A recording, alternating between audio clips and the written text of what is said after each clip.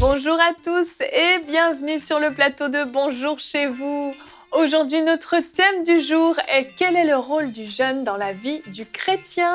Et bonjour à vous toutes, bonjour, mesdames. Bonjour Evelyne. Nouveau format de Bonjour chez vous et une invitée pour commencer cette semaine, Anne Yang. Bonjour, comment vas-tu? Très bien, merci Evelyne. Merci d'être avec nous aujourd'hui. Certaines, je dis certaines parce que te connaissent peut-être parce que tu es passée dans l'émission Parole de femmes, mais certains te découvrent aujourd'hui. Alors, tu es responsable du ministère des femmes pour le mouvement APDC du Québec. Donc, tu traduis également des cours de l'anglais en français, donc plus à l'international, c'est ça? Oui, c'est bien ça. C'est bien ça, je vérifie si j'ai bien fait mes devoirs. Hein. Tu es pasteur adjointe avec ton mari ici au Québec. Et depuis peu, très peu, et on en parlera dans cette émission, tu es auteur également. Et donc, tu as commencé ton ministère Anne Yang, tout simplement. C'est juste? Oui. J'ai tout dit? Oui, exactement. Excepté pour le pastorat avec mon mari, ça, on est dans l'Est ontarien. Oh, c'est oui, pas au Québec. Tellement proche, là, quelques minutes. Pardon, c'est vrai, amis ontariens, excusez-moi, ce n'était pas le Québec. En Ontario, une province du Canada. Bonne correction, Anne. Et donc, je le disais, depuis peu, tu es auteur parce que tu viens aujourd'hui, entre autres, nous présenter ton livre, ton premier livre. Je laisse la parole à Nadine qui le présentera dans la rubrique Culture et Médias. Oui, effectivement, on a l'honneur d'avoir Anne Yang avec nous qui va parler de ce livre, Le jeûne, clé et victoire. On parle du jeûne et justement, ce livre est très à propos et on va parler tout à l'heure. Parfait. Et Anne, tu vas répondre à une question toujours sur notre thème du jeûne. Dans la rubrique Pasteur, j'ai une question. Annie du Canada qui nous a demandé « Est-ce raisonnable pour une femme enceinte de jeûner ?» Et justement, c'est une bonne question parce que on nous en parle assez souvent. Hein. On sait qu'il y a des petites indications quand on a des problèmes de santé. Quand on est enceinte, peut-être. On va en parler tout à l'heure. Donc, tu répondras à cette question tout à l'heure dans l'émission. Et Aurélie, on finira avec toi, la rubrique témoignage. Exactement. Et aujourd'hui, Armella, on verra comment, après une semaine de jeûne, elle a été libérée d'un gros fardeau. Ah, excellent. Donc, Anne, on va commencer cette émission avec toi dans la pensée du jour.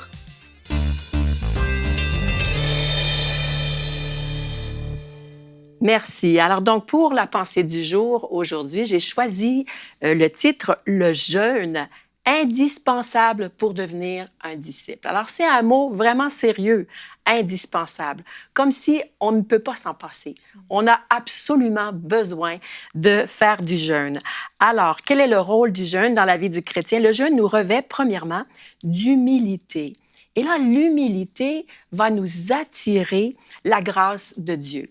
Alors, je veux vous partager quelques versets. Donc, dans Ésaïe 58 et le verset 5. Alors, ici, le prophète nous explique le jeûne qui plaît à Dieu et ce qui ne plaît pas à propos du jeûne ou de la manière dont les gens pratiquent le jeûne. Et voici ce qu'il dit. « Est-ce là le jeûne auquel je prends plaisir, un jour où l'homme humilie son âme? » Donc, quand Dieu nous regarde jeûner, ses attentes envers nous, c'est l'humilité. C'est que nous puissions nous approcher de lui, revêtus d'humilité. Et dans le Nouveau Testament, l'Épître de Jacques nous dit au chapitre 4, verset 6, c'est pourquoi l'Écriture dit « Dieu résiste aux orgueilleux, mais il fait grâce aux humbles. » Alors, c'est pour ça que je dis que l'humilité nous attire la grâce de Dieu. Dans Matthieu 9, 15, Jésus lui-même a répondu à ceux qui posaient des questions quant au fait que ses disciples ne jeûnaient pas. Il a dit, « Les amis de l'époux peuvent-ils s'affliger pendant que l'époux est avec eux? Les jours viendront où l'époux leur sera enlevé et alors ils jeûneront. » Donc ici, je vois Jésus en train de prophétiser que ses disciples vont jeûner. Alors, pas de la même manière, mais chacun sera appelé à jeûner. Par le jeûne, nous obtenons également les victoires désirées. Et ici, dans Matthieu 17, 21, cette sorte de démon ne sort que par la prière et le jeûne. Donc, les disciples ont tenté de prier pour un jeune homme qui avait besoin d'être libéré, d'être guéri, d'être restauré, sans succès.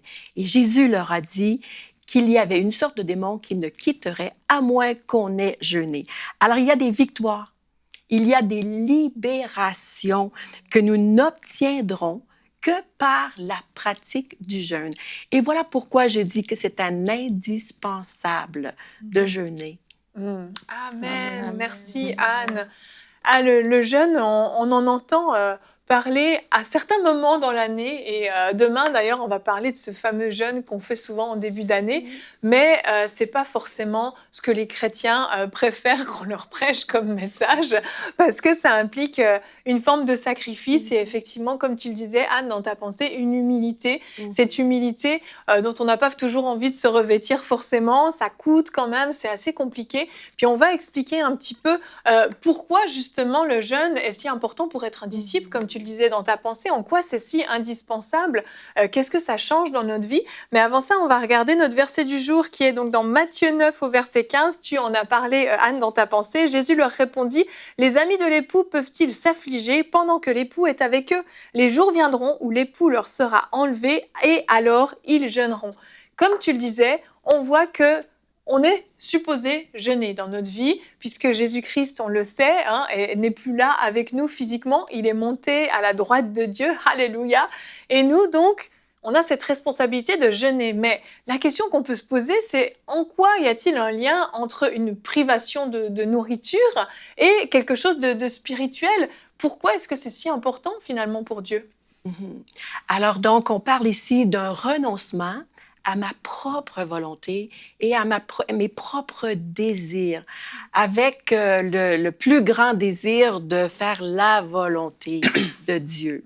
Alors, donc, moi, c'est là où je vois le lien. Je renonce à mes propres désirs. Pas que j'ai pas le droit d'avoir des désirs, j'en ai, mais je veux mettre en avant, je veux garder le focus sur ce que Dieu a préparé pour moi. Alors, je dis non à ma faim, non au beau plat que j'ai envie de manger. Je dis non à ma chair, finalement, afin de pouvoir mettre l'accent sur ce que Dieu me demande de faire. Il y a aussi autre chose, je pense qu'on peut rajouter, c'est que ça, c'est vrai pour le jeûne même païen, j'allais dire, c'est pour le jeûne d'une manière générale. Quand on se prive de nourriture, on a une clarté d'esprit qui est vraiment grande. Peut-être pas au tout début, quand on n'est pas expérimenté dans le jeûne, on a des maux de tête et puis des coups de fatigue. Mais au bout d'un moment, je pense que c'est parce que aussi notre corps doit être un peu plus détoxifié, je sais pas. En tout cas, on a moins de maux de tête et c'est vrai qu'on a une grande clarté d'esprit au bout de quelques jours de jeûne et même de l'énergie de manière très surprenante. On arrive à faire nos affaires et puis même à être d'une énergie débordante pour certains. En tout cas, je pense que ça a à faire aussi avec l'aspect spirituel. C'est-à-dire qu'on a cette clarté d'esprit, puis on va être plus à même de prier et d'entendre la voix de Dieu. Vas-y. Il y a quelque chose, une blague qu'on avait faite une fois avec J'ai Jérémy. peur, là. Avec Jérémy, en plus, j'ai doublement peur. Ouais, en fait, on était dans un temps où on avait vécu vraiment beaucoup de choses, en fait, dans la présence de Dieu. Et puis, il avait dit comme, si tu manges juste ce croissant, tu vas voir que ça va descendre. Façon de dire que quand on mange quelque part, il y a quelque chose qui se fait dans le corps qui fait que le corps est plus appesanti et puis il est plus lent en fait à agir par rapport aux choses spirituelles, par rapport au Saint-Esprit, etc. Il est plus lent. Et justement, quand on choisit de jeûner, mais là en fait, on s'ouvre en fait à ce que l'Esprit de Dieu puisse nous communiquer de bonnes choses. Et ça, c'est une condition dans laquelle on doit se mettre si on veut vivre une vie de disciple en fait. Parce qu'un disciple, c'est quelqu'un qui écoute la voix du Saint-Esprit. Et c'est ça qui nous donne, ces dispositions nous permet tout simplement de se positionner pour recevoir de l'Esprit. Oui, et un disciple, c'est quelqu'un de discipliné aussi. On va en parler dans la semaine de la discipline. Mais on voit que pour être discipliné, il ne faut pas être soumis justement à toutes nos envies, nos désirs qui passent par là. J'ai envie de faire ça, j'ai envie de faire ça. Quelqu'un qui est discipliné ne fait pas les choses par envie, mais il les fait parce que c'est prévu qu'il les fasse. C'est comme un devoir, une forme de devoir, d'obligation même qu'il s'impose. Et je pense que le jeûne nous aide vraiment à maîtriser ça. On le sait, on est en 3 dimensions. On a un corps, esprit, âme. Et si le corps domine totalement, les 2 autres dimensions ont tendance à se mettre en retrait. Et l'une des dimensions, c'est l'âme. Et Anne, le jeûne nous aide à maîtriser justement ces émotions négatives qu'on peut avoir. Est-ce que on arrive à maîtriser davantage notre chair et donc nos élans d'émotion dans ces moments-là? Oui, je le pense vraiment. C'est une bonne question. Ça me fait penser justement au jeûne du prophète Élie, qui, lui, était totalement déprimé. Oui. Alors, après avoir eu de grandes victoires, il se sauve vers le désert et là, il va même demander à Dieu, viens prendre mon âme, je ne suis pas mieux que mes pères. Alors là, il se compare à d'autres, donc on voit ici une question d'estime. Alors là, il y a toute la santé émotionnelle qui est là lorsque l'estime de nous-mêmes n'est pas bien établie. Alors, et puis, il y a le découragement face à un échec. Et on vit tous des échecs. Et on n'est pas à l'épreuve du découragement parce qu'on fait l'œuvre de Dieu. Alors, et souvent, un grand abattement peut venir après un grand succès. Oui, c'est quelque chose c'est qui est possible. On peut parfois s'attendre à ça. Alors, lui, il va se retirer. Et là, pendant 40 jours, pendant longtemps, il va jeûner. Et puis, Dieu va venir lui parler doucement. Et finalement, Dieu va lui confier une toute nouvelle mission. Alors là, non seulement il va reprendre ses forces et sa santé émotionnelle revient parce qu'il y a une grande tâche devant lui. Et là, il se met en ligne et il y a finalement 3 missions. Il doit aller oindre 3 personnes qui vont prendre leur place et il devient lui-même le mentor d'un futur héros de la foi pour Élisée. Alors donc oui, je crois nous pouvons aller chercher une guérison par rapport à nos émotions au cours d'un jeûne, pendant un jeûne, oui.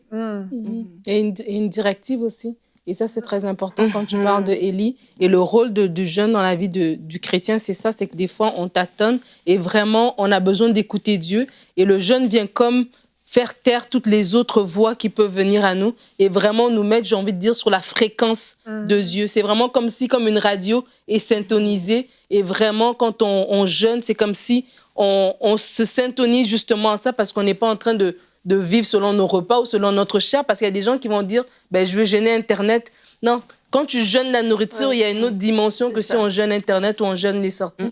Et c'est vraiment important d'aspirer au jeûne. C'est pas une corvée, mais c'est vraiment quelque chose c'est une clé que Dieu nous donne en fait pour se rapprocher, pour se syntoniser à sa voix. Complètement.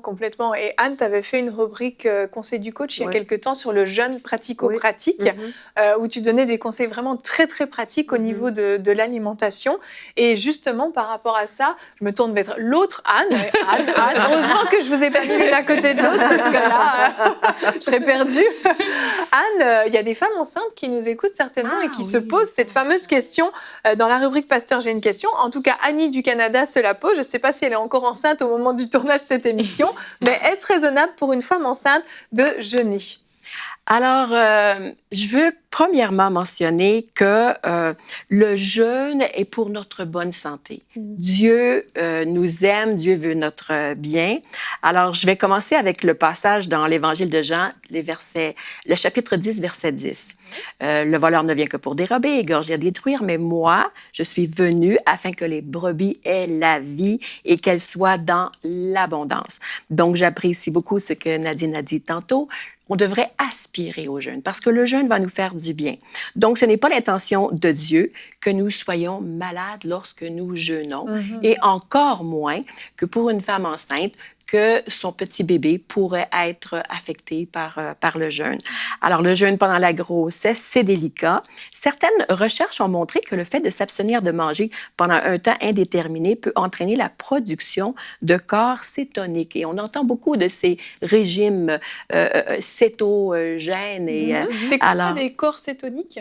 Alors, les molécules produites par le foie pendant les périodes de faible consommation alimentaire qui peuvent avoir un impact négatif sur le fœtus. Je ne peux pas vraiment vous expliquer de façon plus scientifique qu'est-ce que c'est, mais il semble que ça peut être néfaste. Donc, est-ce raisonnable pour une femme enceinte? Ma réponse serait oui, à condition qu'elle choisisse un jeûne raisonnable.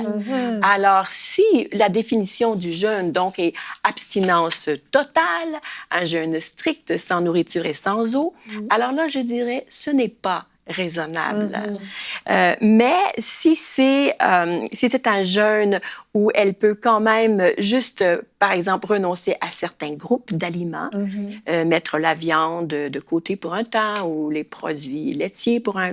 Alors, à ce moment-là, elle peut être en bonne santé, elle peut être bien alimentée et ça peut se faire. Donc, la pensée générale serait que l'abstinence de certains aliments serait la meilleure recommandation pour les femmes enceintes. Le jeûne de Daniel, par exemple, où il y a des légumineuses et puis il y a tout ce qu'il faut là, pour bien la nourrir et son bébé.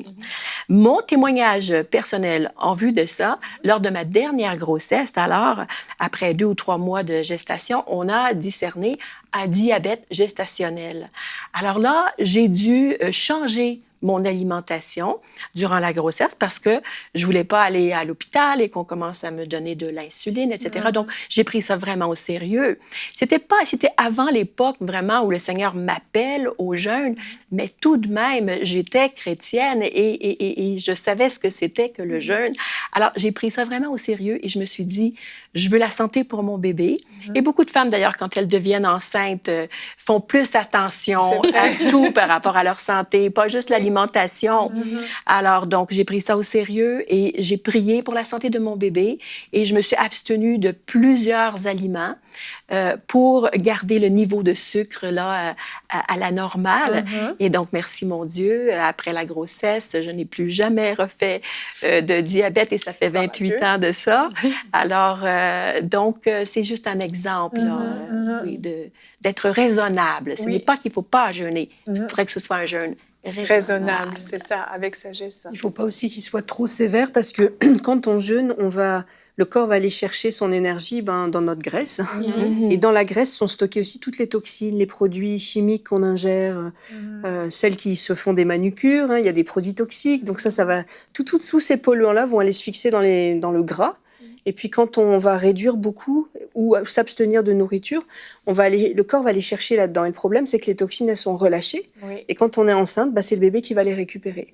Donc faut être quand même assez prudent. C'est ça, on fait ça avec sagesse. Oui, on recommande aux personnes, quand elles veulent jeûner, qui sont enceintes, mais d'aller voir leur médecin, justement, avoir un pour que le conseil soit clair, pour qu'on ne se lance pas juste comme ça pour faire tout à fait. Un jeûne, mais vraiment d'en parler d'abord. Pour les femmes enceintes et les personnes qui ont des problèmes de santé, qui prennent une médication aussi, parce que certains médicaments doivent se prendre avec de la nourriture. Les cardiaques, c'est très, très déconseillé de faire un jeûne. Mais on peut faire, et maintenant il y a des jeûnes qui sont préconisés. Je sais que Walter Longo, qui est un professeur de médecine américain, lui, il étudie tout ce qui est vieillissement. Et lui, il a mis au point un régime alimentaire qui, il appelle ça Fast Mimicking Diet, donc une manière de s'alimenter qui imite le jeûne. Et en fait, il y a de grandes vertus à ce genre de régime. Donc si on ne peut pas, si on est cardiaque, si on est enceinte, si on a toutes sortes de problèmes qui nous empêchent de jeûner, on peut adopter ce genre d'alimentation parce que ça va avoir les bienfaits du jeûne, mais sans en avoir les désavantages. Tout à fait. En tout cas, on voit qu'il faut de la sagesse. On ne se lance pas dans un jeûne comme ça, tête baissée, surtout un jeûne prolongé. Il faut être sage, il faut bien savoir ce qu'on fait quand même. Mais le jeûne a d'excellentes vertus, et je ne parle pas uniquement physique, mais je parle particulièrement spirituel, puisque c'est le but de notre émission.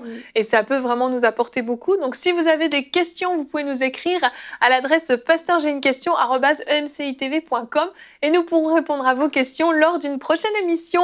Nous allons maintenant découvrir notre livre de la semaine dans la rubrique Culture et Médias. Découvrez le livre de la semaine.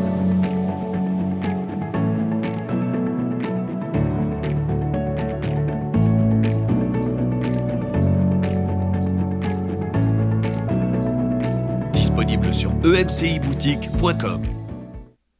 Alors Evelyne, comme on le disait en début d'émission, nous avons Anne Young sur le plateau qui a écrit ce livre « Clés et victoires », donc le jeûne, clés et victoires.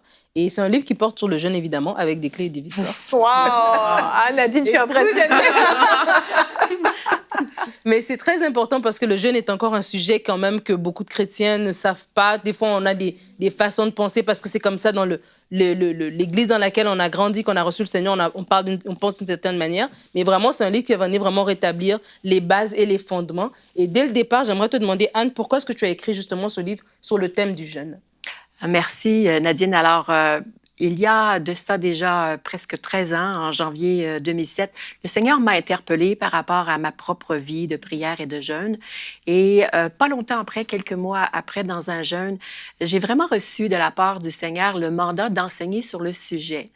Alors donc, ça remonte quand même à il y a 12 ans et demi, presque 13 ans, là, où est-ce que j'ai reçu ce mandat-là. Alors, au départ, c'était sous forme d'enseignement et naturellement dans mon église locale. Alors, j'ai apporté toute une série, un enseignement par mois pendant la première année.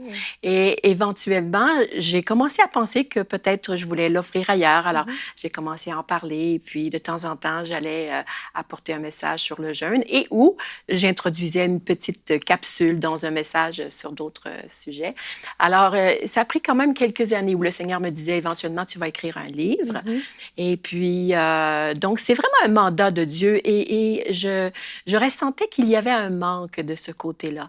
Premièrement, il y en avait eu pour moi, puisque j'étais chrétienne depuis longtemps et que je m'étais sentie pas bien formée, pas bien équipée pour faire le jeûne.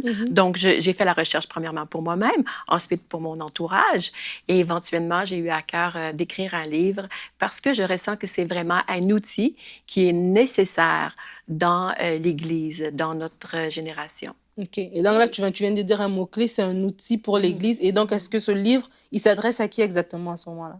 Alors, ce livre s'adresse à quiconque veut faire un jeûne, qu'il soit un nouveau chrétien. On parle de jeûne spirituel, naturellement. N'importe qui d'autre qui ne connaît pas Dieu pourrait vouloir le lire. Mais c'est principalement... Donc, alors, un jeune chrétien pourrait y trouver les bases par rapport au jeûne et à la prière. Mais un chrétien plus mature pourrait y voir une belle révision. Et ce que je souhaite, c'est que l'Esprit m'a révélé peut-être juste des petits points, des petits trésors, des petites pépites qui ont été ajoutées ici et là. Alors, finalement, n'importe qui pourrait trouver quelque chose de nouveau, quelque chose d'inspirant, quelque chose qui va propulser la vie de prière. Parce que c'est toujours à propos de la vie de prière. Le jeûne est là pour accompagner et donner une puissance dans cette relation qui est déjà là, mais c'est la relation que nous avons avec Dieu.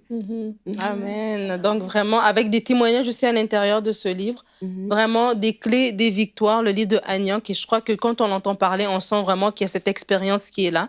Et dans ce livre ici, je crois que les personnes vont vraiment retrouver les clés qu'ils ont besoin, mais comme tu as dit, il y a une victoire qui est attachée à toutes ces clés parce que vraiment, le but du jeûne, c'est de nous rapprocher de Dieu, de nous faire justement des percées dans nos vies. Et donc, ce livre est disponible sur notre boutique, sur emciboutique.com. Le jeûne, clé et victoire de Anne Young.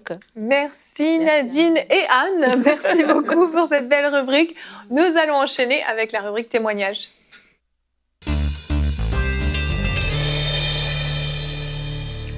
Aurélie, tu nous parles d'une femme aujourd'hui, c'est ça? Oui. On va voir, comme je disais en début d'émission, que le jeûne produit d'excellents résultats. Et elle nous écrit, elle dit « Je veux rendre grâce à Dieu de m'avoir orientée vers la chaîne EMCI TV ». Donc, elle explique son histoire et dit qu'elle était rattachée à un groupe religieux dont je tairai le nom pendant 9 ans. C'est bien, Aurélie, c'est bien. Donc, elle était rattachée à ce groupe-là. Et en fait, elle se sentait pas très bien dans ce groupe au final. Elle avait décidé d'arrêter ces enseignements-là parce qu'elle trouvait qu'il y a des choses qui n'étaient pas claires. Mais bien sûr, c'était pas facile parce qu'elle avait vraiment un lien avec ces personnes. Et elle avait du mal aussi à accepter d'autres enseignements, tellement les enseignements qu'elle avait reçus dans le passé étaient ancrés en elle. Donc, elle avait vraiment du mal à accepter la vérité biblique, en fait. Et puis, elle avait des problèmes. Elle appelait ça une surcharge mentale. C'est comme ça qu'elle l'a appelé. Donc, elle avait ce problème-là. et elle a cherché par tous les moyens comment elle devait sortir de cette situation. Elle a essayé par ses propres forces, bien sûr, ça n'a pas fonctionné. Elle a essayé aussi par rapport à ce elle connaissait en fait de ce qu'on lui avait enseigné dans ce groupe religieux. Et ça n'a pas fonctionné non plus. Donc, elle écrit, en allant sur YouTube, j'ai vu la chaîne EMCI TV et j'ai commencé à suivre le programme de prière inspirée avec le pasteur Jérémy Sourdril. Je le suivais tous les jours, puis un jour, je suis tombée sur un programme de jeûne et prière d'une semaine qu'il avait organisé. Oui, Jérémy a fait déjà des séries de prières inspirées, vraiment, où il encourage les personnes à jeûner, où il a jeûné même toute la semaine avec ces personnes-là. Et en fait, elle dit qu'elle n'avait jamais fait un jeûne d'une semaine. Donc, pour elle, ça a été une occasion de se dire, ah ben ok, je ne manquerai pas cette occasion. Et là, elle dit, à la fin du jeûne et la prière, Dieu a fait de moi une nouvelle personne complètement transformée et libérée des tourments. Je ne sentais plus de surcharge mentale. C'était comme si on m'avait enlevé le poids du fardeau qui pesait sur moi. Je remercie le Seigneur de m'avoir ramené vers le droit chemin à travers prière inspirée. Que le Seigneur vous bénisse. Donc, c'est ça, c'est qu'elle s'est retrouvée en train de faire cette semaine de jeûne et prière. Et toutes ces choses qui étaient dans sa tête, qui pour elle étaient comme un fardeau pesant, mais tout simplement est tombée, juste comme ça, alors qu'elle a décidé de prendre une semaine de jeûne et de prière dans la présence de Dieu. C'est fort, hein, ce qui se passe dans ces temps de jeûne. En fait, visuellement, on a du mal à le comprendre, même avec notre intelligence, ça ne paraît pas logique, mais il y a vraiment un rapprochement vers Dieu, quelque chose qui se passe en nous, une connexion nouvelle qui est faite, comme tu parlais là, de cette radio qui est sur la même fréquence, et il y a vraiment un transfert divin qui peut se produire en nous. Il y a des choses qui sont purifiées, qui nous quittent, et c'est extraordinaire. Et si vous n'avez jamais jeûné de votre vie, je veux vraiment vous inviter à songer fortement à le faire, particulièrement en ce début d'année. Demain, on va parler justement des différentes raisons pour lesquelles on peut commencer en jeûne, là, en début d'année. Et je vous encourage à le faire, peut-être à suivre cette semaine sur emcitv.com dans le replay de l'émission Prière Inspirée. Si vous voulez resuivre cette émission, chaque jour, vous regardez une émission et puis avec Jérémy Sourdril, vous commencez ce temps de jeûne pour vous accompagner dans ces étapes. Mais vraiment, ça vaut la peine et je crois vraiment que vous allez vivre des choses très, très spéciales. Et vous allez vous sentir plus proche de Dieu à la fin de ce jeûne. Merci beaucoup Anne Yang et merci Anne Berceau aussi. Merci d'être venue. On se retrouve demain. Demain, tu vas faire une rubrique Conseil du coach. Notre thème sera Pensez-vous faire un jeûne en début d'année? Donc, on va vous soumettre l'idée, bien que je viens déjà de le faire. Et nous aurons, comme je le disais, la rubrique Conseil du coach avec Anne Yang. Pourquoi faire un jeûne en début d'année? On va voir les différentes raisons pour lesquelles vous pourriez peut-être décider de commencer un jeûne en ce début d'année. Donc, on se retrouve demain. Merci à vous tous de nous avoir suivis et bonjour chez vous.